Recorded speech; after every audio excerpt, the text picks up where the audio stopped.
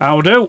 We're back again for another Vaults of Iacon back catalogue, and this week we're going to be taking a look at the Takara 46 Collector's Edition Hoist. Yes, that reuse of the Trailbreaker mould, I believe the word is. Mould, not mould as in a nice creeping moss, mould as in something that's poured into and produced. That's the one. That's who we're looking at this week. I will hold you up no longer. Let's cue the intro and get straight into it, shall we?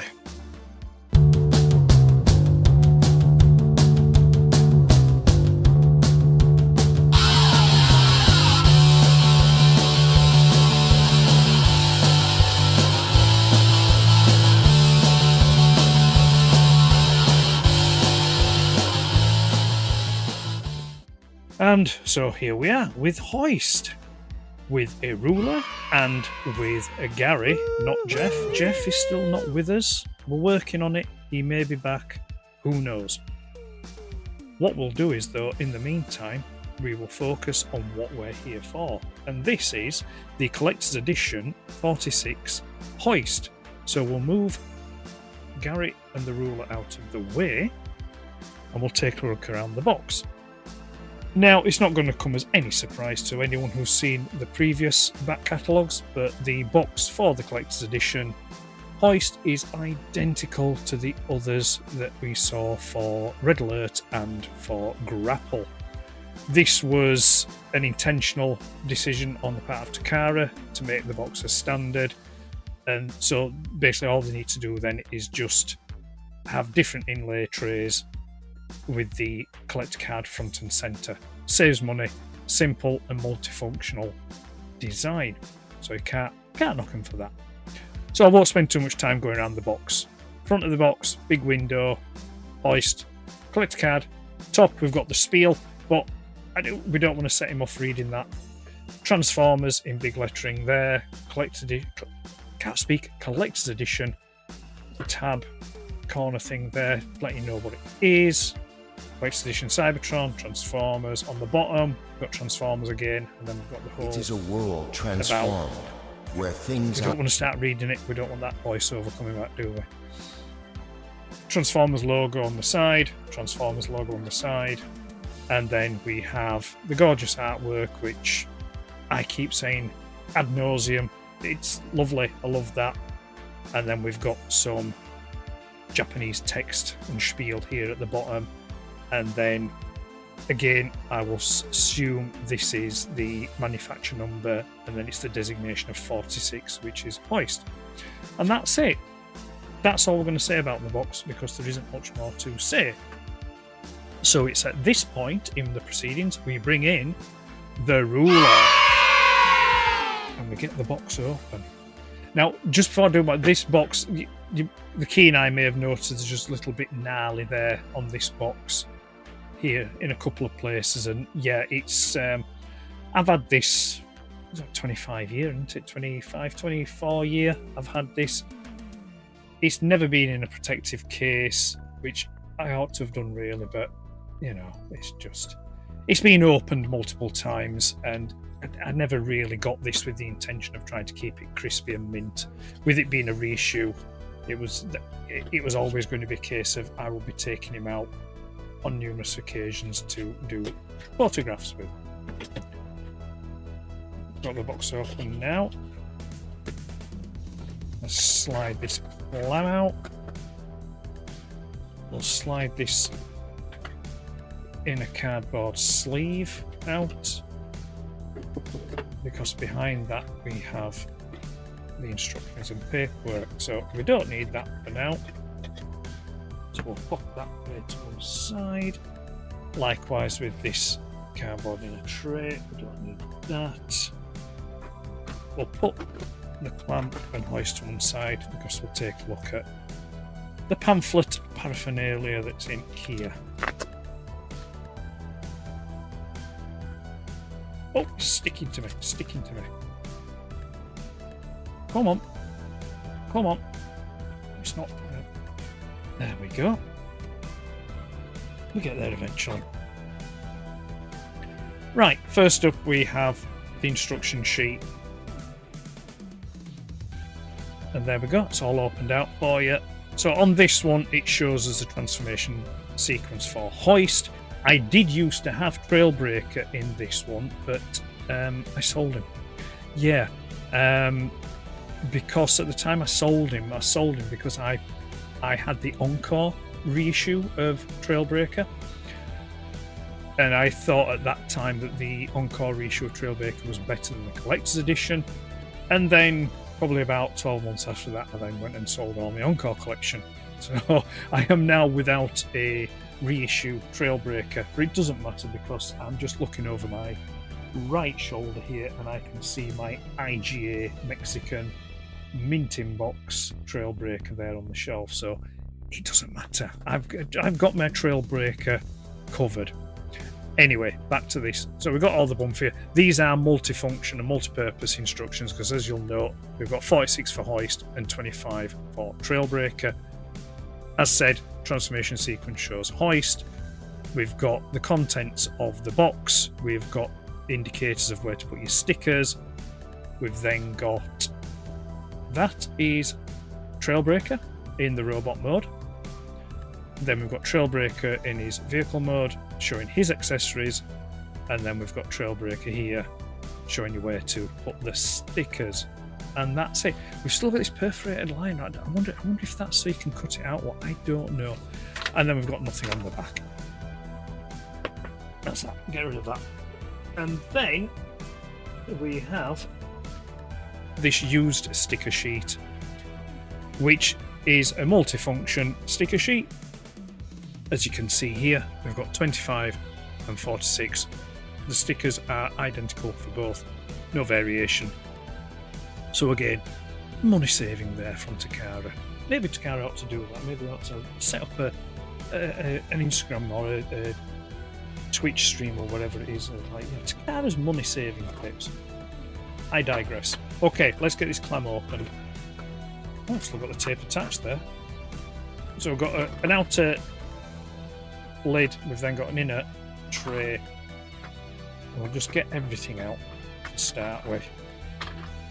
No messing.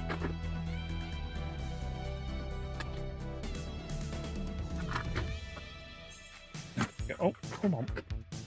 There we go, let's get him out. And get rid of plastic clamp, which I'm sure over the microphone is sounding horrendous. Right then, to one side, let's bring the accessories. Collector card, very nice artwork there. That artwork was reused on the UK US packaging, and it looks great. I really do like that. And then on the back, we've got vehicle mode, robot mode, bit of a readout of his capabilities, I'm sure, and then his tech specs. A reasonable 51% there for him. Collector card. Okay, accessories. So, what we get with accessory wise is we get 2 fists. One I've left on the sprue, because I tend to go for a 1 fist and 1 kind of like missile or tube or pipe or whatever you want to call it. So yeah, so we've got the 2 fists.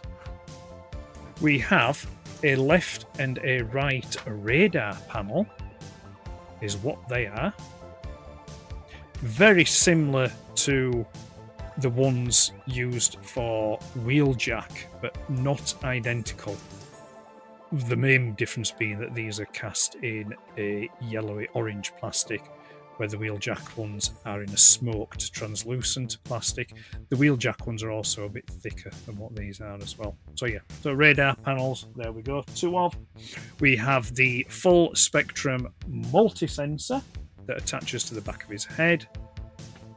We then have the twin blast. These are still on the sprite there. So we've got the twin blasters, which are these things here, which just go into the ends of his arm, and then you have 2 missiles like so. But I think I've never used them as missiles, and I'm pretty sure in the cartoon they're not used as missiles. It's used as more of a hose kind of thing, or a blaster. but I would have to reacquaint myself with the cartoon because, again, second season character, not much experience for the second season, so I just have to go off memories of the UK Marvel comic. Right, let's bring in Trailbreaker himself. Before I show you around the vehicle mode, I will give you a little information dump, shall I? So, Hoist was originally released in the second year of the Transformers toy line, that was 1985, and it is a retooling of the previous year's 1984 Trailbreaker. Both of them transform into Toyota Hilux pickup, although Hoist is a tow truck and Trailbreaker has the kind of like a camper cab attachment thing on the back there. Other changes between Hoist and Trailbreaker are the head sculpt. There's a different head sculpt on there, and the quite obvious Hoist has gone for a predominantly green deco as opposed to the black of Trailbreaker. Now, like most of the 84 and 85 Autobot cars from the Transformers, the mould used to make Hoist and Trailbreaker came from the Diaclone line, and this particular one, the tow truck one, saw its initial release in 1982. Now, the green colour scheme for Hoist, this was a creation for the Transformers line. It wasn't present in the Diaclone release, and the Diaclone release came in two variants. It came in a red and yellow and a blue and yellow, and the chevrons at the side on the Diaclone version actually said Wrecker on them, which is quite good actually, because then you would see in the comics a subgroup of Autobot called the Wreckers. This particular collector's edition reissue, it was released in Japan in August of 2001, and it was a single day C3 convention exclusive. Other than the ones that I've mentioned, there's no noteworthy changes from the original Takara release. I say this because I don't really need to remind you that this reissue is more akin to the original Japanese release in terms of its missile firing capacity. Okay, I think that's enough blurb. Let's get on with the vehicle. So, taking a look around, we have some lovely chromed wheels and the rubber tyres. I haven't got my reading glasses on, so I can't see for sure, but I'm pretty sure these are the same. Yes, they are. They're the same tyres that are used on Optimus Prime, so it's the Desert Dog tyres. We have translucent blue for the window here, but then we've got a blue sticker for the quarter pane. The chevrons down the side are stickers. Then we come around to the front. The grille is nice and chromed. Bonnet, we've got the Autobot logo. We've got the rub sign here on the top of the flap, which opens up, and I'll get to momentarily. Basically, because I'll get to it. I won't go down that route now. And then we've got the tow truck section here, which unclips like so, and that folds down, and it will seat any of the Autobot cars, you know, that you should want to put on there, whether it be Jazz, Prowl, Wheeljack, etc. They'll all fit on there, and they're gone, and then you can just tow them away like so. Put that back on there for now. Oh, that's for I haven't done, have I? I haven't done it. Shame on me. Shame on me. So, I'd forgot. I need to put these on for vehicle mode. There we go. Oh, there we go. That's clipped on now, is that? There we go. They need to go on like that for vehicle mode. They do need to be on there. The radar panels, they're not. Yeah, so they're on now. Okay. Chevron detailing here on the armature, which the tow platform comes down on. On the rear, we've got yellow painted rear clusters. The other side, same as the previous side, sticker, chromed wheels, rubber tyres, and then underneath we have the legs basically of the robot mode.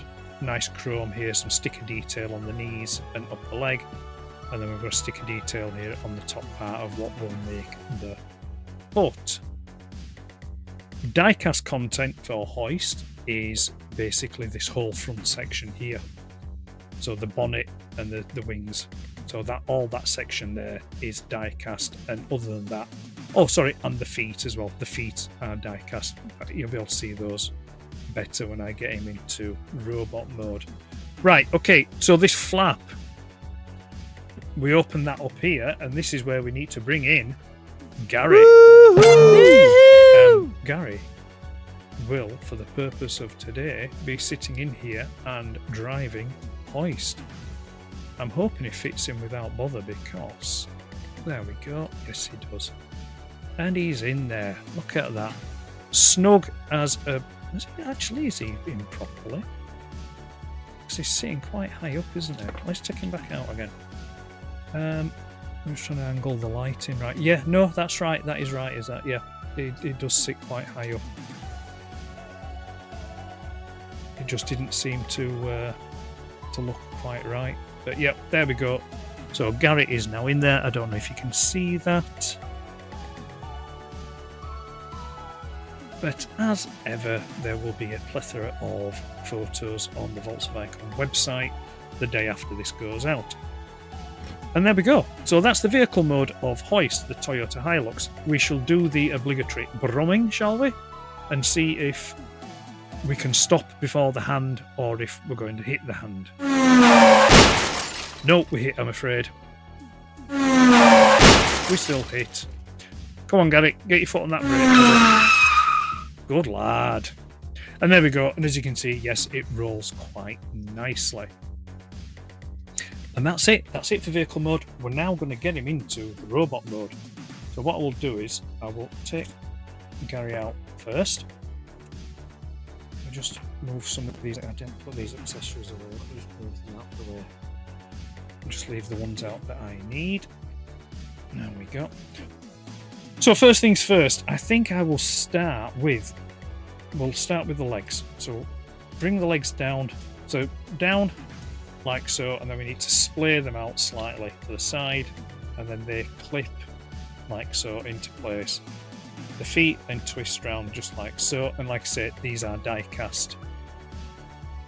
And there we go, like that. So he stands in his GoBot mode. No, he's not. I'm being mean. We'll then take these panels here and pull them out and rotate them down. That's what's going to make his upper arm and forearms. We'll then, this is where, now you see, this is where now things start falling apart. So we bring this down here like that. Does that clip into place? It does. And then we need to fold that down like so, and then we bring the head. Nope, don't be doing that. Come on, lock back into place. There we go. We've got the head up like so. And then now we've got the head up, we can rotate these out, the radar panels, like that. And that is his basic robot mode without the accessories. So we're going to bring the accessories in. First I'm going to put on is the multi-spectrum sensor. I had to just quickly look at my notes then because I'd forgotten. In all of 10 minutes or so. There we go. Multi-spectrum sensor. We shall now put... Are we going to go right or left? It's right arm, isn't it? Its right arm is going to be the missile or hose, and then his left arm is going to be the fist. And that's it. There we go. That is Hoist in his robot mode. Now, wasn't that quite a taxing transformation?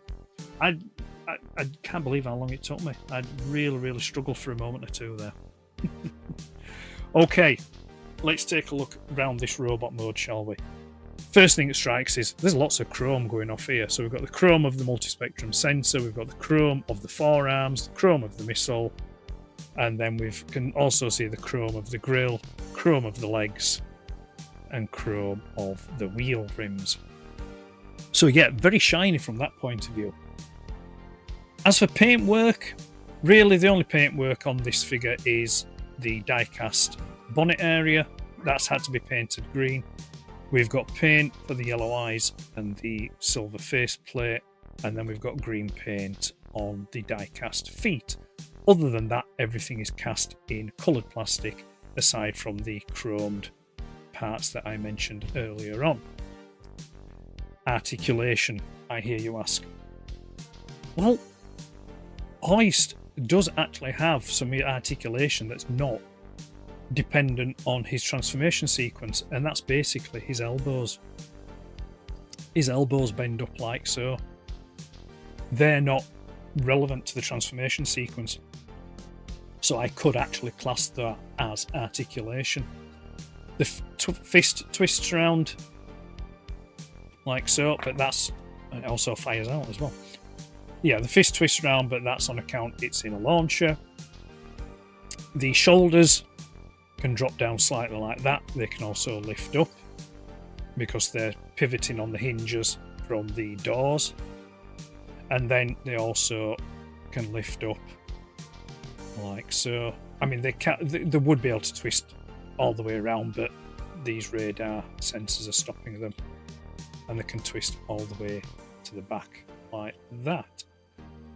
So from that point of view, you can have a little bit of posing going on there for him, but there's nothing in the legs, there's nothing in the waist, and there's nothing in the head. It's literally all just in the arms, and that's really it for the robot mode, the articulation. Yeah, what we can do is Gary. I'm going to pop Gary in the robot mode. So we'll pull the head back like so. We'll open up this flap again, and we're going to pop like so. Get Gary in there. There we go. He's in. Just pop the head back like that, and there we go. And Gary is in there. And again, I'm not sure if you can see clearly through the windscreen there, but he's in there. Rather much like all the others, it's turning Hoist into a mech suit, and Gary is piloting him. But we know there's not, because it's Hoist. It's Hoist there.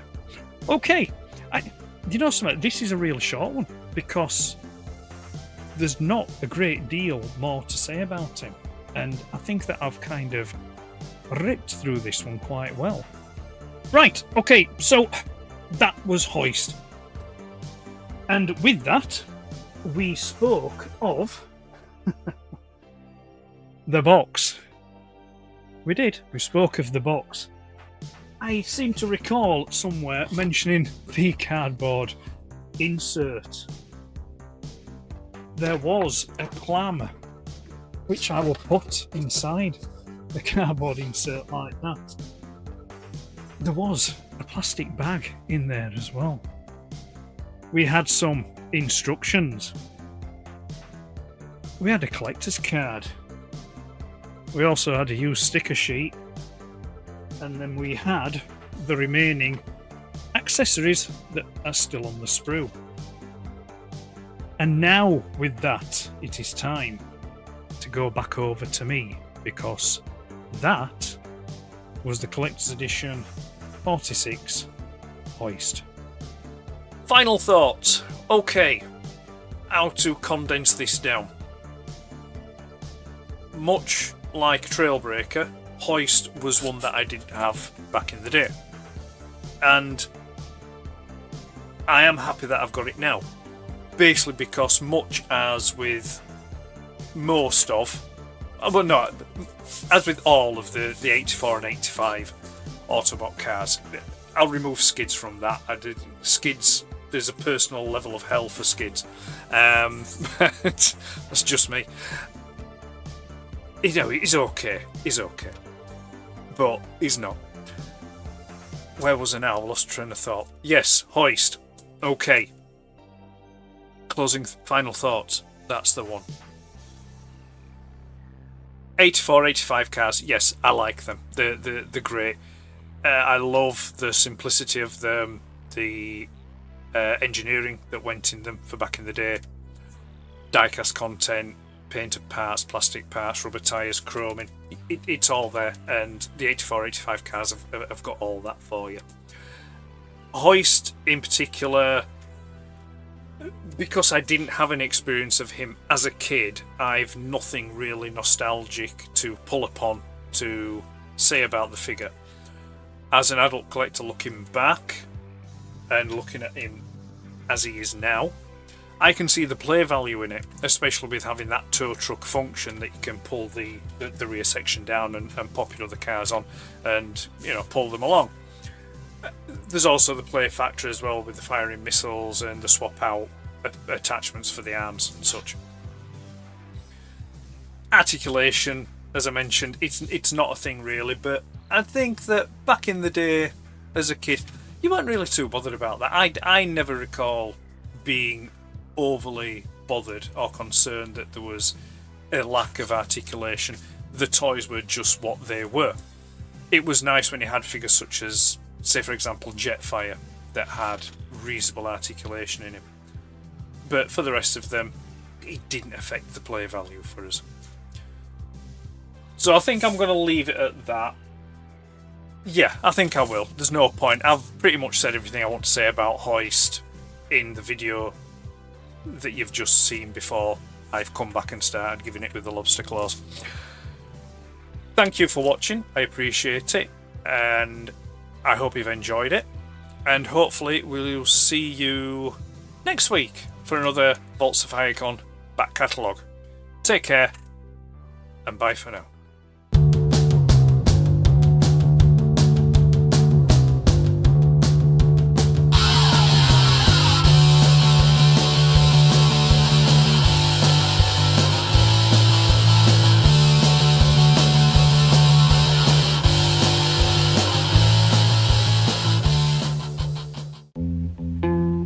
Vaults of fucking Icon.